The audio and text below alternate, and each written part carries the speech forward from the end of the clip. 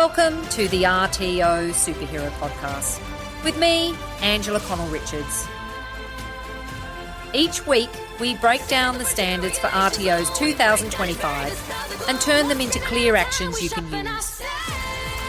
You get real examples, compliance tips, and straight answers for running a quality RTO. Let's get started.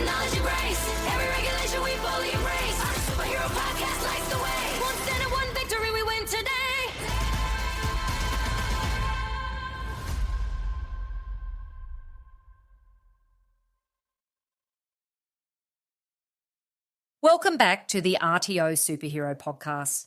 Today we talk about one of the most misunderstood requirements in the 2025 outcome standards. Continuous improvement. Not the version that lives in theory. Not the version that appears in an old policy no one reads. Not the version that happens only when something breaks. The real form of continuous improvement. A system, a cycle, a documented process, a pattern of ongoing review, action and evidence that reaches every part of your RTO under the revised standards. Continuous improvement is more than a responsibility. It is the backbone of self-assurance. It demonstrates to regulators that you understand your operation, that you monitor your performance, and that you act on what you find. When this system is alive, your RTO is stronger, steadier, and more confident. When this system is weak, improvement becomes scattered, and audit outcomes become unpredictable. Continuous improvement should not be abstract. It should not be a buzzword. It should be visible, measurable, structured. It should guide decisions in training, assessment, student support, workforce planning, and governance. It should bring staff together around quality. It should close loops, reduce risk, and highlight opportunities. And most importantly, it should be documented so you can show auditors exactly how you improve.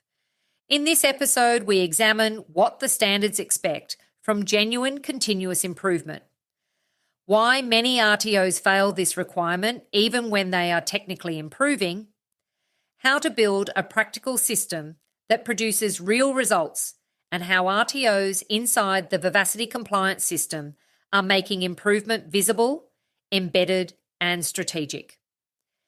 You also get access to the Continuous Improvement Tracker and Evidence Map, a tool that helps you shift from vague intentions to audit-ready evidence.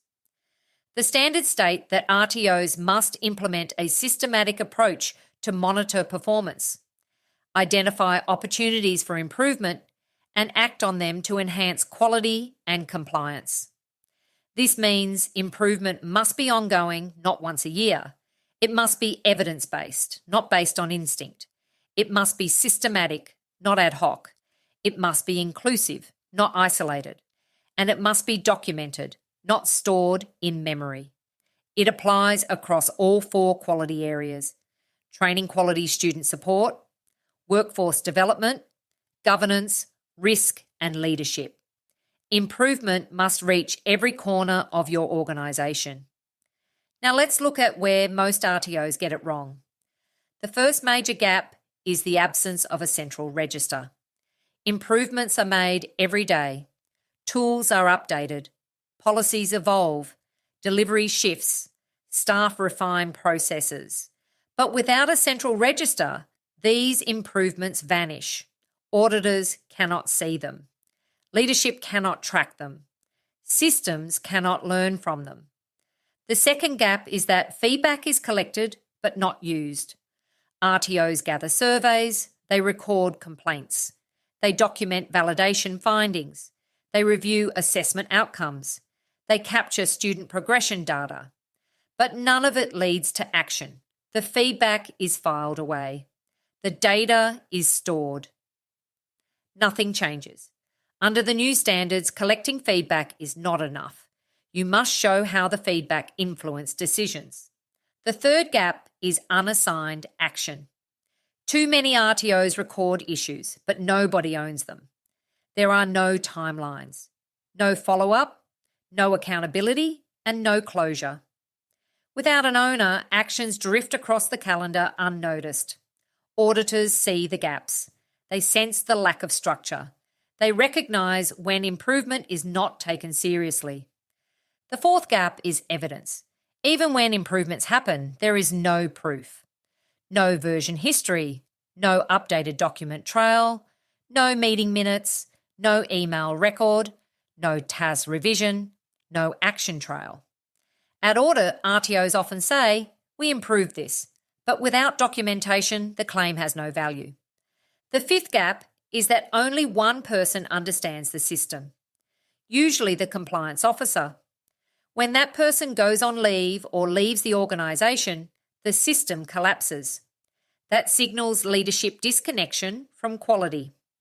The new standards expect governing persons to lead improvement, not compliance alone. Now let's explore what strong continuous improvement looks like.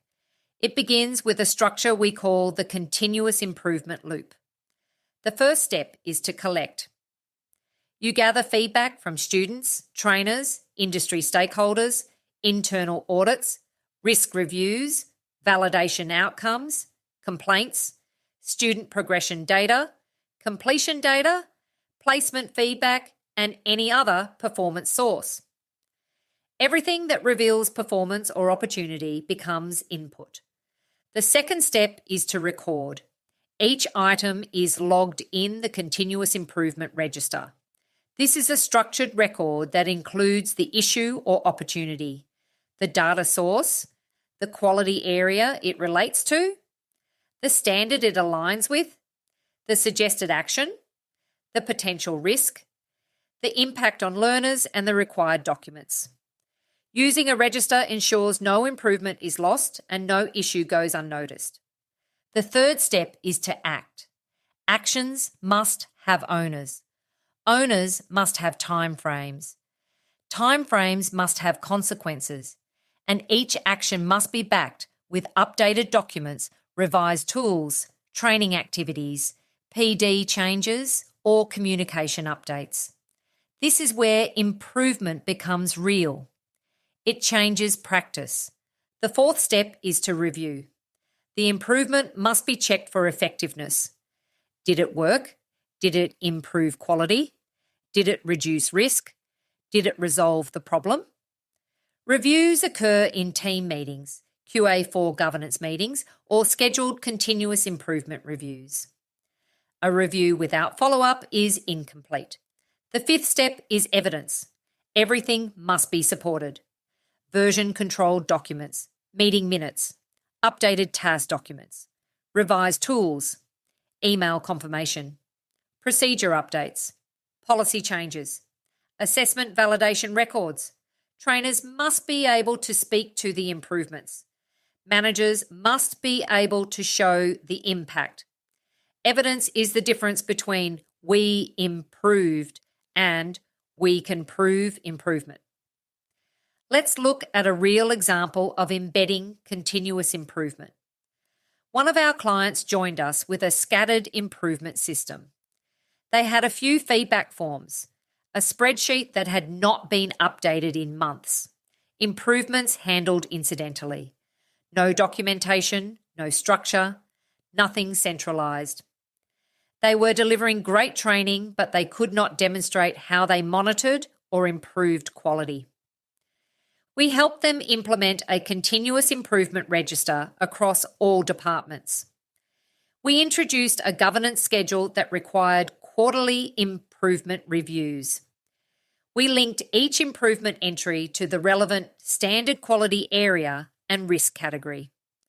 We assigned clear owners using a responsibility map. We integrated improvements into PD planning, TAS updates, marketing reviews, resource development, and student support activities. Within 12 months, they had an audit-ready register with more than 40 documented improvements.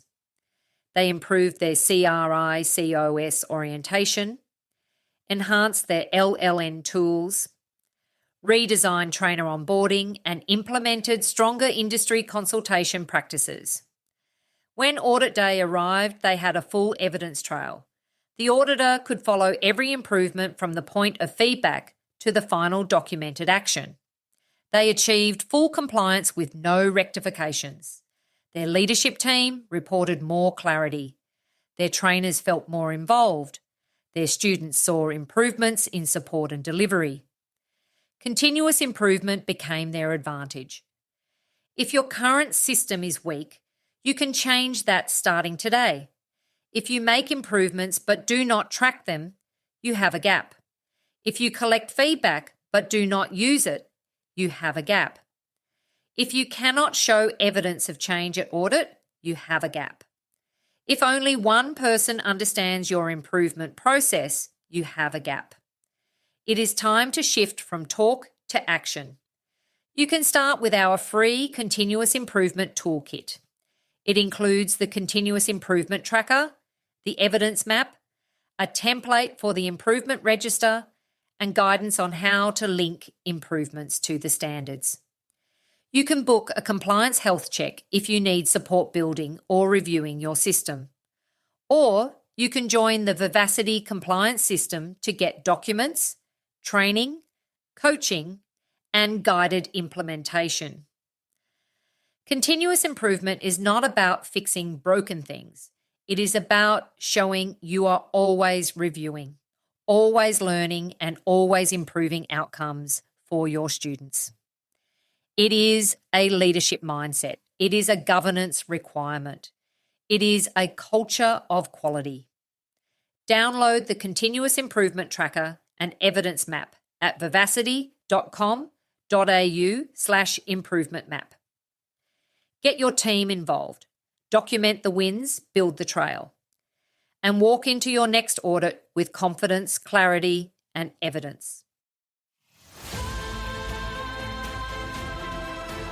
Thanks for joining me on the RTO Superhero Podcast. Use today's insights to strengthen your systems and lift the quality of your delivery. Subscribe, share the episode, and keep building a strong and accountable RTO. See you next time.